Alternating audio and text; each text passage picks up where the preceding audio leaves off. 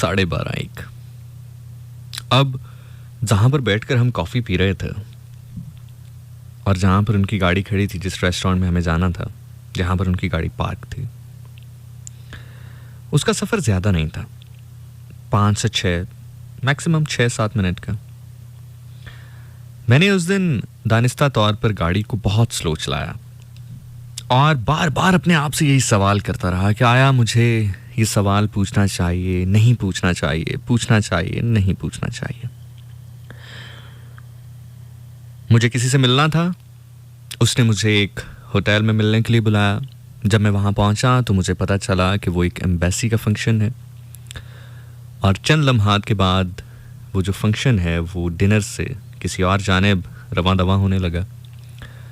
मैं उस होटल में मौजूद था और उसी हॉल में एक और शख्स मौजूद थे जो कि उतनी ही दिलचस्पी ले रहे थे उस इवेंट में जितनी मैं ले रहा था। उसकी शायद वजह दोनों के पास एक ही थी कि हम दोनों अकेले वहां पर मौजूद थे। वो मुझे देख के मुस्कुराए। उनके साथ 2 गार्ड्स थे। मैंने उनसे कहा कि आपने एक गार्ड शायद अपने लिए रखा है और एक अपनी घड़ी के लिए। वो अचानक ये जुमला सुन के चौंके और अपने पास पड़ी हुई सीट को थोड़ा सा हिलाकर उस पर इशारा करते हुए कि आइए मेरे साथ बैठिए, मुझे अपने साथ बैठने की दावत दी। मैं उनके साथ बैठ गया। हमारी गुफ्तगू हुई। कुछ ही लम्हात के बाद हमें ऐसा महसूस हुआ कि अब हमें यहाँ से उठकर कहीं और गपशप के लिए जाना चाहिए। तो मैंने उनसे कहा कि Would you mind if you would like to have a coffee with me? अगर हम यहाँ से बाहर कहीं जाएं तो उन्होंने कहा yes young man, yes why not, हम बाहर जा सकते हैं। अच्छा, मेरे ज़हन में था चूँकि वो एक 5 स्टार होटल था और उसी होटल की लॉबी के आसपास भी 2-4 कॉफ़ी शॉप्स भी थी वहाँ पर मौजूद थी। तो मुझे लगा कि शायद हम उस हॉल से निकलेंगे जहाँ पर वो इवेंट था तो साथ ही कोई कॉफ़ी शॉप है जो लॉबी में है या और रेस्टोरेंट है, हम वहीं पर बैठकर कॉफ़ी इंजॉय कर लेंगे या वहीं पर बैठ कर गपशप कर लेंगे। लेकिन जब मैं वहाँ से निकला तो उन्होंने कहा कि well it's better, it would be rather better कि अगर हम इस माहौल से निकल कर कहीं पर बैठ के गुफ्तगू करें। तो मैंने कहा जी जो ज़हे नसीब, जो मिजाज यार में आए। उन्होंने अपने गार्ड्स को वहीं रुकने का इशारा किया और मेरी गाड़ी में मेरे साथ हम कौसार मार्केट पहुँचे। जब हम कौसार मार्केट के लिए निकल रहे थे तो उन्होंने कहा young man I just need to do 1 phone call. उन्होंने फ़ोन कॉल अपने घर में मिलाई और गालिबन उनकी बेटी थी, साहबजादी थी, जिन्होंने फ़ोन पिक किया और उन्होंने कहा कि बेटा मैं लेट हो जाऊंगा, मम्मा को कहना कि मेरा इंतज़ार ना करें और मुझे फ़ोन ना करें, मैं आ जाऊंगा। जब उन्होंने ये जुमला कहा तो अचानक मेरे जो कान हैं वो खड़े हुए, उनकी जानिब मतवज्जो हुए। अगर वो ये जुमला ना कहते कि मुझे फ़ोन ना करें तो मैं कह देता कि एहतियातन फ़ोन कर रहे हैं कि मैं लेट हो जाऊंगा, ताकि बाद में ये ना कहना पड़े कि मैंने तो बताया था। मैं बिन बताए तो घर से बाहर नहीं रहा। असल मोस्ट ऑफ द टाइम असल में इस उम्र में आके इंसान घबराता है, डरता है और बीवियों से तो बहुत ज़्यादा डरता है।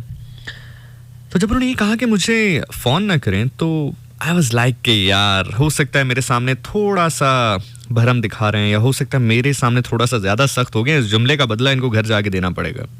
और अभी मैक्सिमम 15 मिनट, 20 मिनट, 30 मिनट, क्योंकि अभी तो साहबजादी ने फ़ोन पिक किया है। जब ये मैसेज पहुंचेगा इनकी ज़ौजा तक तो यकीनी तौर पर वो फ़ोन करेंगे और वो फ़ोन आने के बाद मैक्सिमम 5 मिनट, जो मेरा एक्सपीरियंस है, जो मेरे सामने मोस्टली लोग बैठते हैं और बात करते हैं कि जी हम तो ये कर देते हैं, हम तो वो कर देते हैं, तो हम तो नहीं डरते, तो हम तो ऐसे, वो फ़ोन आने के मैक्सिमम 5 मिनट के बाद कहते हैं यार वो एक्चुअली मुझे ज़रूरी काम है कोई, तो मुझे निकलना है बाहर। क्या आप उनसे तो मैंने ये नहीं कहा, लेकिन अपनी गाड़ी का रिवर्स गियर डालते हुए मैंने यही सोचा है कि लो जी अब 15 से 20-25 मिनट में कॉल आएगी और ये जो भड़क है कि आप फ़ोन ना करना जब तक मैं घर ना हूँ, तो ये रायगां जाएगी। लेकिन बाहर क्या, हम इस्लामाबाद की उस सड़क पर ड्राइव करते हुए, मार्च करते हुए कौसार मार्केट पहुँचे। हमने कॉफ़ी इंजॉय की, बहुत सारी बातें दरमियान में की।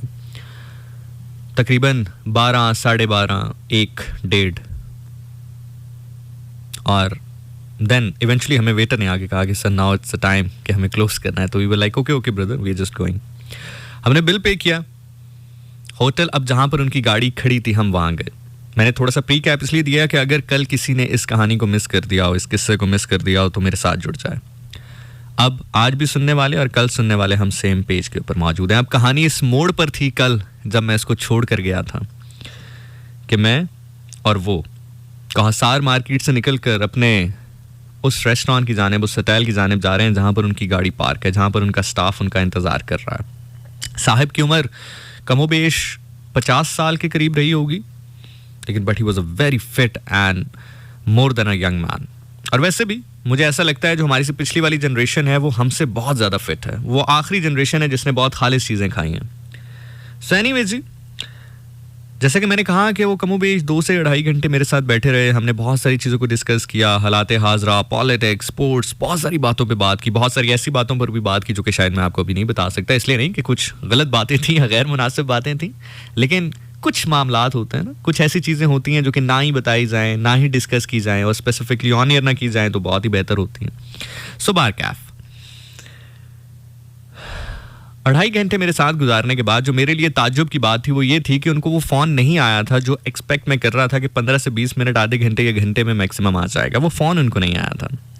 अब मेरा सवाल जो मेरे दिल के अंदर पनप रहा था वो ये था कि पता नहीं अब दोबारा मुलाकात हो ना हो, या मैं सिर्फ इस सवाल के लिए तो दोबारा इनसे मुलाकात नहीं करना चाहूँगा, या अगर मैं इनसे दोबारा मिलूँ और मैं कहूँ सर मैंने ये पूछना था तो वो भी कहेंगे यार ये उसी दिन पूछ लेते। तो मुझे था कि कुछ ज़्यादा पर्सनल ना हो जाए। तो मैं उनसे पूछना ये चाहता था कि सर ये किस तरह से आपकी अंडरस्टैंडिंग है कि आपने कहा और कॉल भी नहीं आई, कोई घर पे आपने कोई गुस्से वाला आपका जो है माचो मैन वाला आपने एक कैरेक्टर अडॉप्ट कर रखा है, गुस्से वाला कैरेक्टर अडॉप्ट कर रखा है, या बहुत पैसे दे रखे हैं, या क्या क्या ऐसा सीन है कि ये मैं बुजुर्ग को देखूं, मैं बड़े को देखूं, नौजवान को देखूं, पिछली उम्र वाले को देखूं, अगली उम्र वाले को देखूं, 2010 में पैदा होने वाले को देखूं, 2015 में, 1995, जिस ईयर में भी जो भी पैदा हुआ है, जिसकी शादी होगी है, उसके 1-1.5 साल बाद उसका यही रोग है। अपने दोस्तों में बैठेगा, कहीं पर भी बैठेगा तो उसके बाद फ़ोन आता है, फ़ोन के बाद पता नहीं उस फ़ोन में क्या होता है। मैं पता नहीं इसलिए कह सकता हूँ क्योंकि मुझे अभी ऐसा फ़ोन आ नहीं सकता क्योंकि मैं शादीशुदा नहीं हूँ। सो लेकिन चूंकि मैंने 99.9% यही देखा है तो मेरे दिल में था कि यार ऐसा क्या गीदड़ सिंगी है इनके पास, ऐसा क्या है इनके पास, ऐसा क्या किया है। और अगर कुछ स्पेसिफिक ऐसा है तो मुझे जानना चाहिए, मुझे बताना चाहिए लोगों को कि ऐसा हो सकता है। ये जो इतनी बड़ी परेशानी आपने अपनी ज़िंदगी में लाहक कर रखी है, इससे छुटकारा भी हासिल किया जा सकता है। हो सकता है मैं ये सोच रहा था इन्होंने समझाया है, क्या किया है, अंडरस्टैंडिंग ऐसी है। सो उस 5 मिनट के रास्ते में जो कि कौसार मार्केट से उस रेस्टोरेंट तक का था, मैंने कम से कम 10 बार तो ज़रूर सोचा होगा कि मैं उनसे ये सवाल करूं या ना करूं। सो जब मैंने उस होटल की पार्किंग में अपनी गाड़ी को पार्क किया और उनकी गाड़ी से कुछ फासले पर मेरी गाड़ी थी, तो मैंने उनसे कहा कि sir would you mind if I ask you some question. So he was like young man go ahead. हम इतनी देर बैठे रहे तब क्यों नहीं किया आपने? सो आई वाज लाइक कि sir it is kind of a personal question, so I would rather appreciate if you give me a chance to ask this, or you know I should ask you before asking this question. So he was like no worries at all, now we are friends buddy, go ahead. So I said sir आप जब मेरी गाड़ी में बैठे थे तो आपने गालिबन अपने घर पे फ़ोन किया था और आपके घर में से किसी ने फ़ोन पिक किया था और आपने कहा था कि मैं बाहर हूँ, आ जाऊँगा तो मुझे डिस्टर्ब ना करें, मुझे फ़ोन ना कीजिएगा जब तक मैं घर ना आऊँ, अपनी मम्मा को भी बता दीजिएगा। So sir how is it possible, आपको फ़ोन आया नहीं? मैं एक्सपेक्ट भी कर रहा था कि फ़ोन आएगा, या at least you know it was कि काफ़ी देर हो गई है, ऐसा है वैसा है। तो ऐसा क्या है सर, अंडरस्टैंडिंग है आपके दरमियान? लव मैरिज है, अरेंज मैरिज है, अंडरस्टैंडिंग है? आपका जो एक करैक्टर है, जो आपका एक किरदार आपने घर में बनाया हुआ है, जो एक इमेज बनाया है बड़ा गुस्से वाला है, क्या ऐसा क्या है सर जो हमारे यहाँ मिसिंग है सर? 99.9% मिसिंग है सर, ऐसा क्या है? सो पहले तो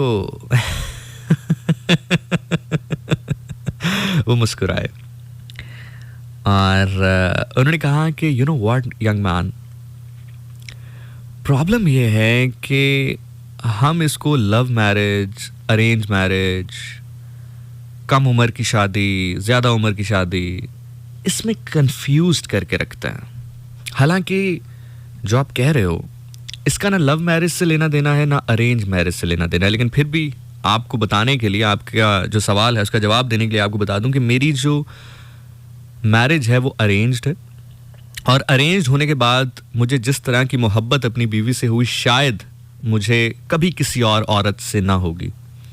और ये इसलिए भी नहीं कि मैं जस्ट चूँकि अब शादी कर चुका हूँ तो इसलिए कह रहा हूँ, ये मैं हकीकतन बता रहा हूँ क्योंकि और ये बात काफ़ी हद तक मैं उनकी मान इसलिए भी सकता था क्योंकि जिस जगह पर वो मौजूद थे या जिस कैपेसिटी में वो मौजूद थे, उनके लिए बहुत सारी चीज़ों को हासिल करना जो कि इंसान ख्वाहिश करता है कि होनी चाहिए, तो वो उनके लिए इतना मुश्किल नहीं था। लेकिन मैंने तो 4-5 घंटे उनके साथ स्पेंड किए, 2.5 घंटे कॉफ़ी के टेबल पे और 1.5 घंटा वो जो हम उस इवेंट पे मौजूद रहे, तो मैंने उनके अंदर उस तरह की हिस्स को देखा नहीं। I am very good in that kind of observation in the persons, in the personalities, मुझे अंदाज़ा हो जाता। मैंने उनके अंदर वो चीज़ देखी नहीं, तो मैं यकीन कर सकता था इस बात पर। तो ही was like it's not about arrange marriage, it's not about love marriage, it's not about कि लड़की की उम्र क्या है, लड़की की उम्र क्या है, गुस्सा, ऐसा नहीं है। सो मैंने कहा sir how is it possible, ऐसा क्या है जो हम मिस कर जाते हैं, पर हमें वो ट्रिक बता दें, वो ट्रिक हमें बताएं जो हम कहीं ना कहीं पर मिस कर रहे हैं। सो ही वॉज लाइक के now I would tell you कि वो मैजिक स्पेल है क्या, वो राज की बात है क्या, कैसे ये पॉसिबल है, आप सब कर सकते हो, आपके जितने दोस्त हैं आप सब कर सकते हैं। सो बीच में on a lighter note he asked me कि लगता है कि आपकी मिसेस बहुत सख्त हैं। So I just laughed on it and I said कि नहीं सर, मेरी अभी शादी नहीं हुई है, I am a bachelor. So he was like अच्छा अभी से आप तैयारी कर रहे हैं, you gonna be a very good husband. So then he was like a young man, हमेशा याद रखना, ही सेड कि मैं आपको अपना एक्सपीरियंस या अपना जो मेरा एक घर में रहने का रवैया है जिसकी वजह से ये चीज़ पॉसिबल हुई है, मैं आपके साथ शेयर कर देता हूँ। आप जब भी इसको कहीं भी एप्लीकेबल करेंगे रिजल्ट्स आएंगे। ही सेज कि मैंने अपनी वाइफ को ऑन द डे फर्स्ट एक चीज़ समझा दी थी, ऑन द डे फर्स्ट, कि मेरी जिंदगी का 75% तुम्हारा है और 25% मेरा है। उस 75% में मेरी कमाई भी है, मेरा वक्त भी है, मेरे इमोशंस भी हैं, मेरे जज्बात भी हैं, मेरी पसंद मेरी नापसंद भी है, मेरी ख्वाहिशात भी हैं, वो सब कुछ जो एक इंसान के साथ जुड़ा होता है इंसानी ज़िंदगी के लिए, मेरी ज़िंदगी का 75% जो है वो हिस्सा तुम्हारा है और बाकी रिमेनिंग 25% जो हिस्सा है वो मेरा है। लेकिन ये ज़रूर याद रखना है कि अगर मैं अपनी ज़िंदगी का 1/3 हिस्सा तुम्हें दे रहा हूँ, यानी कि अगर 4 हिस्से बनते हैं ना 25-25 के हिसाब से, अगर 100% के हम 4 हिस्से करें, तो उन्होंने कहा कि अगर मैं 3 हिस्से तुम्हें दे रहा हूँ और 1 हिस्सा अपनी ज़िंदगी का अपने पास रख रहा हूँ, तो ये याद रखना कि इस 25% से मैं 1% भी नहीं दूंगा। मैं अगेन रिपीट कर रहा हूँ, शायद थोड़ी सी मुश्किल हो बात। ही सेज कि मैंने उसको एक चीज़ समझाई for the very first day. On the very first day I told her, मेरी जिंदगी का जो 75% है वो तुम्हारा है। उसमें पैसा हो, उसमें जज्बात हो, एहसासात हो, ख्वाहिशात हो, मेरा वक्त हो, मेरे जज्बात, कुछ भी हो, वो तुम्हारा है। उसको जैसे चाहे इस्तेमाल करना, उसको जैसे चाहे हुक्म चलाना उस पर, लेकिन रिमेनिंग 25% जो है वो मेरा है।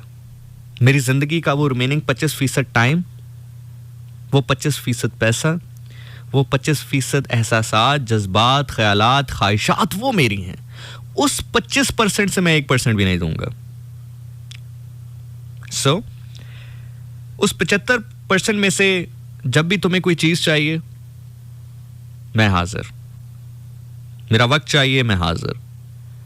मेरे एहसासात, मेरे जज्बात में हाजिर। लेकिन जब मैं उस 25% के अंदर मौजूद हूं, जब मैं उस 25% के सर्कल के अंदर हूं, उस अहाते में मौजूद हूं, तो उस वक्त मेरे से कोई डिमांड नहीं करना। मेरे से ये मत पूछना कि आप कहाँ जा रहे हैं, आप कहाँ से आ रहे हैं, आप कब जाएंगे, आप कब आएंगे, आप क्यों जा रहे हैं, आप क्यों नहीं जा रहे हैं, ये चीज़ ऐसे क्यों है आपकी, ये चीज़ वैसे क्यों है। एंड इसके साथ एक चीज़ उन्होंने और ऐड की जो कि बड़ी इंपॉर्टेंट थी। उन्होंने कहा कि अब जो फर्दर अगला पार्ट मैं आपको बता रहा हूँ ये मोस्ट इंपॉर्टेंट है। अगर आप सिर्फ ये कर देंगे ना, सिर्फ अगर आप ये कर देंगे कि यार मेरे से सवाल ना हो, मेरे से आप ना पूछें कि मैं कहाँ जा रहा हूँ, मैं कहाँ नहीं जा रहा, मैं क्या कर रहा हूँ, मैं क्या नहीं कर रहा, मैं कहाँ पैसा लगा रहा हूँ, मैं कहाँ पैसा नहीं लगा रहा, तो एक तनाव सी कैफियत तारी हो जाएगी। जो एक तनाव है ना वो आपके रिश्ते में आ जाएगा। तो उन्होंने कहा 2 चीजें करना, एक तो उतनी ना सही लेकिन किसी हद तक लिवरेज अपने दूसरे पार्टनर को भी देना। जितनी लिवरेज आप खुद एक्सपेक्ट कर रहे हैं, अगर उस हद तक ना भी दें तो उसका कुछ हिस्सा या किसी हद तक वो लिवरेज उसको भी देना, उसको भी सांस लेने की आज़ादी देना, उसको भी बात करने की आज़ादी देना, उसको भी अपनी चॉइस के साथ अपनी चॉइसेस का इंतखाब करने का इख्तियार देना। पहली चीज़। दूसरी चीज़, उन्होंने कहा कि अपने 75% से जब वो कोई भी चीज़ मांगे, चाहे वो पैसा हो, चाहे जज्बात हो, वक्त हो, एहसासात हो, ख्यालात हो, ख्वाहिशात हो, कुछ भी हो, जब उस 75% से वो कुछ भी मांगे तो एक सेकंड ना लगाना। कहते हैं मेरी बीवी ये बात बहुत अच्छी तरह जानती है। अगर मुझे दोपहर 2 बजे फोन करेगी, नेक्स्ट संडे उसका प्लान है मेरे साथ कि अगर हमने मिलकर कहीं पर जाना है, हाइकिंग करनी है, हाइकिंग के बाद कहीं कॉफी पीनी है, और मेरा कहीं प्लान पहले से सेट नहीं है, हमने एक प्लान सेट कर लिया, मतलब फॉर एग्जांपल मेरी वाइफ का मुझे फोन आया कि जी ये नेक्स्ट संडे जो आ रहा है हमने पहले हाइक करनी है और हाइक के बाद हम कॉफी पियेंगे, और मेरा कहीं और प्लान सेट नहीं है, और मैंने कमिट कर दिया, मैंने कह दिया कि बेगम डन, तो उसको ये बात 100% पता है कि उसके बाद मुझे प्राइम मिनिस्टर ऑफ पाकिस्तान की भी अपॉइंटमेंट मिल जाए तो मैं माजरत कर लूंगा। क्यों? क्योंकि उसके 75% से उसने डिमांड की है। वो ये बात जानती है कि अगर मैं अपने ऑफिस में मौजूद हूं और वो कहेगी कि उसको किसी चीज की जरूरत है, तो मैं अपनी तमाम तर चीजें छोड़कर सबसे पहले उसकी वो जरूरत पूरी करने जाऊंगा। वो ये बात जानती है कि मैं अगर किसी जगह पर मौजूद हूं और मैंने उसको पहले से इन्फॉर्म नहीं किया हुआ है, अगर इन्फॉर्म किया हुआ है, जैसे मुझे यहाँ पर आना था, जैसे मैंने अब कॉल कर दी, अगर मैं अपनी नॉर्मल रूटीन पे चल रहा हूँ और वो अचानक मुझे फ़ोन आता है कि मुझे ये चीज़ दरकार है, तो वो जानती है कि चाहे रात के 2 बजे भी आए, चाहे ये ज़मीन के नीचे से या आसमान के ऊपर से वो चीज़ निकाल के लाए, वो मेरे लिए जो मैंने कहा है वो ले कर आएगा, वो ढूंढ कर लाएगा। उसने कहा ये वो मैजिक स्पेल है, ये वो जादूगरी है, ये वो टूना है जो आप मुझसे जानना चाहते थे। समझने में थोड़ा सा मुश्किल है, अप्लाई करने में थोड़ा सा मुश्किल है, लेकिन अगर आप समझ जाएं, अप्लाई कर लें, तो आपको कभी फ़ोन नहीं आएगा, चाहे आप 2 बजे 3 बजे 4 बजे तक भी बैठें। बल्कि देन उन्होंने लाइटर नोट पे कहा कि नौजवान अभी तो चलो, हमें कॉफ़ी शॉप वालों ने कहा कि टाइम ख़त्म हो चुका है, अदरवाइज़ अगर कहते हो तो तुम्हारे साथ गाड़ी में 2 घंटे और गुजार लेता हूँ। सो वी वर लाइक के नहीं सर, हम आपकी जो स्पेल बाउंड है उसको और आपकी जो मिसेज हैं उनके सब्र को आजमाते नहीं हैं, आप will meet again some time. So that is the point. अब ज़रा जितने नौजवान मुझे सुन रहे हैं, ख़ास तौर पर वो जिनकी शादियां हो चुकी हैं और उनको इस तरह के मसाइल हैं, कभी आपने अपने आप से सवाल किया, या अभी सवाल कर लें कि जितनी लिवरेज आप चाह रहे हैं, क्या उतना लिवरेज आप अपने हस्बैंड को या अपनी वाइफ को दे रहे हैं? And same goes for the females. जितनी फीमेल्स मुझे सुन रही हैं, आप एक दफ़ा अपने आप से सवाल कर लें, जितनी लिवरेज आप खुद चाहती हैं या अगर आपके पास है, तो क्या उतनी ही लिवरेज आप अपने हस्बैंड को भी दे सकती हैं? हस्बैंड अपने आप से सवाल कर लें कि जितनी लिवरेज वो हासिल करना चाहता है, क्या उतनी ही लिवरेज वो अपनी वाइफ्स को दे सकते हैं? और क्या जितनी खुशी और जितनी खुशबू और तुसू के साथ वो अपनी उस रिमेनिंग 25% को एंजॉय करते हैं, क्या 75% देते हुए भी वो इतने ही ऑनेस्ट होते हैं, इतने ही दिलजोई के साथ अपना 75% उसके हवाले करते हैं? He says before going towards his car, he says कि बेटा अपना 75% जब पूरी ईमानदारी के साथ सौंप दोगे ना, तो फिर अपने 25% पे तुम्हारा हक होगा। और याद रखना, कुछ भी हो जाए, कुछ भी हो जाए, अपने हक से पीछे नहीं हटना। और याद रखना कि अगर तुमने अपना 75% डेड ऑनेस्टी के साथ दिया होगा ना, तो अपना 25% लेते हुए अगर कोई कुर्बानी देनी भी पड़ी, तो कभी तुम्हें अफसुर्दगी नहीं होगी, कभी तुम्हें बुरा नहीं लगेगा, कभी तुम्हें ऐसा नहीं लगेगा कि यार कॉम्प्रोमाइज कर लेता, कभी ये फील नहीं आएगी। एंड देन ही सेज के सबसे अच्छी बात पता क्या है? मेरी मिसेस ने ना सिर्फ ये बात खुद समझी, ना उसने सिर्फ इस बात पर खुद अमल किया, बल्कि मेरे बच्चों को भी ये बात सिखाई कि बेटा, the 75% of the life of your dad is us, is belong to us, is belongs to you, belongs to me, but the remaining 25%, it's his only. Nobody can intervene in it. Nobody can interfere in it. Nobody can ask question about it. So that is the spellbound. यकीनी तौर पर जितना गहरा ये spellbound था, जिस शहर में मुब्तला होकर मैं उनको अपनी गाड़ी की जानिब पैदल चलते हुए देखता रहा, मैं यकीन से कह सकता हूं कि वही मंजर आपकी आंखों में होगा और यही अल्फाज आपके जहन में गूंज रहे होंगे। कखते काने अते इश्क सड़े दिल जेड़ा